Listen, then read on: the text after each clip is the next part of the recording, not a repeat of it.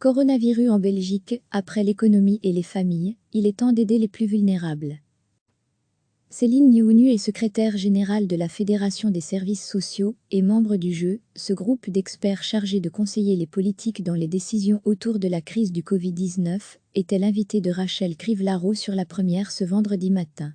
Elle tire la sonnette d'alarme, au nom des organismes d'aide sociale. Il est temps que les gouvernements mettent en place des mesures fortes afin d'aider les personnes les plus vulnérables dans cette crise sanitaire et économique.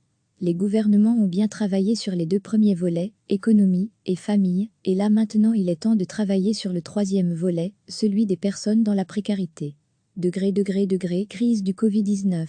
Les ménages belges ont perdu en moyenne 1 626 €. Il est vrai qu'aujourd'hui, les propositions sociales faites par le JEU n'ont pas encore été mises en action.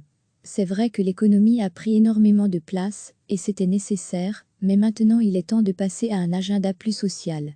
Avec la même urgence que pour les résidences secondaires, qu'on s'inquiète du sort de toutes ces personnes en précarité, et les CPAS et le secteur marchand ne vont pas pouvoir porter à elles seules. Il faut pouvoir anticiper, sinon ces personnes vont tomber trop bas. Anticiper coûtera moins cher que de devoir réparer par après. Les images de files interminables pour des colis alimentaires dans certains quartiers ne sont que la partie visible du drame qui se joue derrière certains murs. Avant la crise, 450 000 personnes avaient recours à l'aide alimentaire.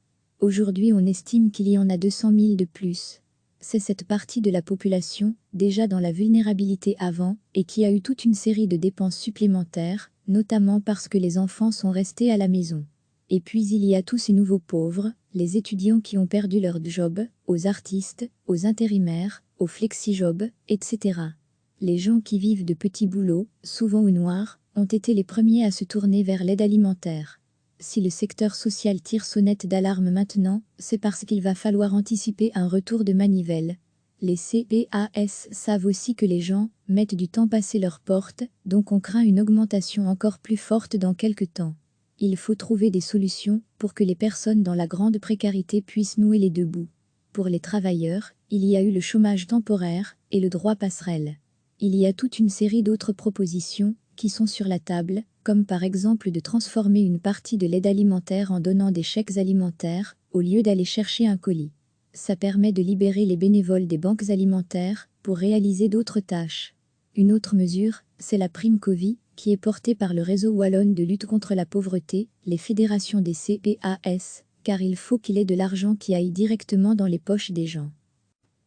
Céline Niounu est secrétaire générale de la Fédération des services sociaux et membre du JEU, ce groupe d'experts chargé de conseiller les politiques dans les décisions autour de la crise du Covid-19, était l'invitée de Rachel Crivellaro sur La Première ce vendredi matin.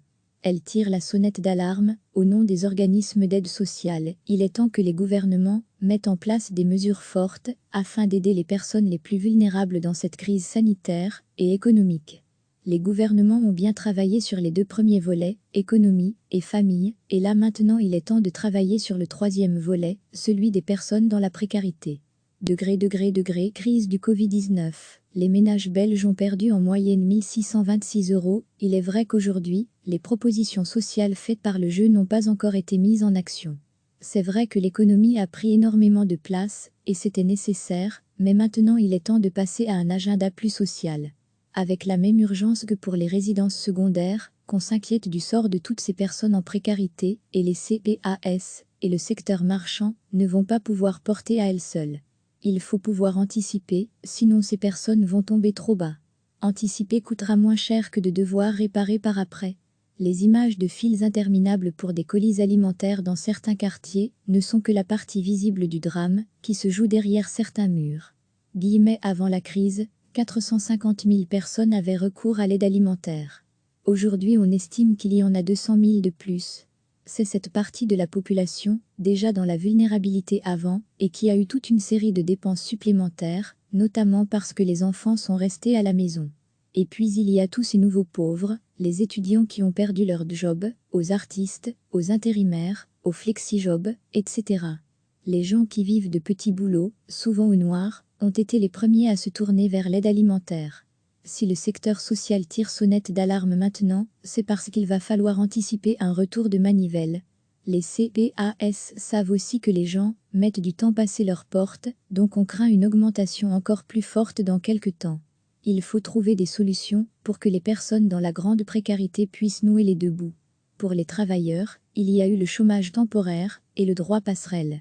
Il y a toute une série d'autres propositions qui sont sur la table, comme par exemple de transformer une partie de l'aide alimentaire en donnant des chèques alimentaires, au lieu d'aller chercher un colis. Ça permet de libérer les bénévoles des banques alimentaires pour réaliser d'autres tâches. Une autre mesure, c'est la prime Covid, qui est portée par le réseau wallonne de lutte contre la pauvreté, les fédérations des CPAS, car il faut qu'il y ait de l'argent qui aille directement dans les poches des gens. Cliquez sur s'abonner pour recevoir les dernières nouvelles.